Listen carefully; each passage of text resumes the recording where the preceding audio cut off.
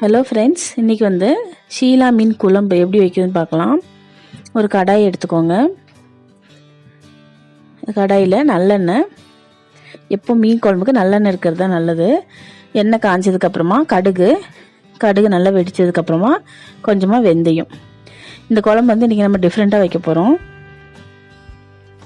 அப்புறமா பெரிய வெங்காயம், யூஸ்வலாக சின்ன வெங்காயம் தான் போடுவோம். இப்போ வந்து பெரிய வெங்காயம் போட்டு வதக்குறோம். பெரிய வெங்காயம் வெந்ததுக்கப்புறமா தக்காளி, கருவேப்பிலை, புதினா. நம்ம வந்து புதினா இலை எப்போவும் மீன் குழம்பு போட மாட்டோம். இந்த மீன் குழம்புக்கு வந்து புதினா இலையும் சேர்க்குறோம். அது நல்லா வதங்கினதுக்கப்புறமா மஞ்சள் தூள், 2 டீஸ்பூன் மஞ்சள் தூள், அப்புறம் ஒரு 1/2 கப்பு செலவுப்பொடி, மசாலா பொடி, இந்த 3லேருந்து 4 ஸ்பூன் வரைக்கும். அது நல்லா எண்ணெயிலே வதங்கினதுக்கப்புறமா கரைச்சி எடுத்து வச்சுருக்க புளி தண்ணி அதையும் சேர்த்துடலாம். நல்லா மிக்ஸ் பண்ணிக்கோங்க. அப்புறமா தேவையான அளவுக்கு உப்பு போட்டுக்கலாம்.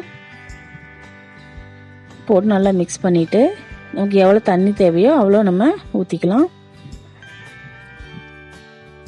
ரொம்ப ஈஸியாக வைக்கலாம் இந்த மீன் குழம்பு.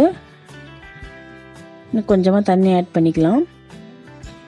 நல்லா மிக்ஸ் பண்ணிவிட்டு நல்லா கொதிக்கட்டும். இது க்ளோஸ் பண்ணி வச்சிடலாம். இப்போ நம்ம மீன் வந்து ஆல்ரெடி கழுகி தான் வச்சுருக்கோம். மறுபடியும் ஒரு தடவை உப்பு போட்டு கொஞ்சம் மஞ்சள் தூள் போட்டு நல்லா வாஷ் பண்ணிடலாம். இந்த மீன் வந்து ஷீலா மீன் சொல்லுவாங்க. ஊலி மீனுன்ட்டு இதுக்கு பேர் இருக்குது. இந்த மாதிரி நல்லா வாஷ் பண்ணி வச்சுக்கோங்க. இப்போ குழம்பு நல்லா கொதிச்சு வந்திருக்கு.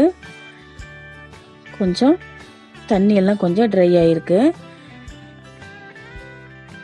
இந்த ஸ்டேஜில் வந்து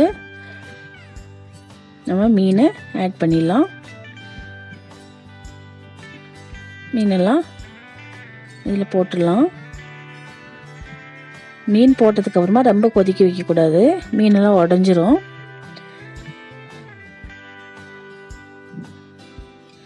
எல்லா மீனையும் உள்ளே போட்டு வச்சிடலாம். போட்டுட்டு க்ளோஸ் பண்ணிவிட்டு இந்த மாதிரி நல்லா கொதிச்சதும் கரண்டி, இந்த மாதிரி சின்ன கரண்டி எடுக்கக்கூடாது, மீனெல்லாம் உடஞ்சிரும். அதனால் பெரிய கரண்டி யூஸ் பண்ணணும். மீன் நல்லா வெந்துருச்சு, ரொம்ப கொதிக்கணும்னு தேவையில்லை. பாருங்கள், நம்மளோட ஷீலா மீன் குழம்பு சூப்பராக ரெடி ஆகிருக்கு. நீங்களும் உங்கள் வீட்டில் ட்ரை பண்ணி பாருங்கள். இந்த வீடியோ பிடிச்சிருந்துச்சா சேலம் சமையலுக்கு சப்ஸ்கிரைப் பண்ணுங்கள். தேங்க்யூ.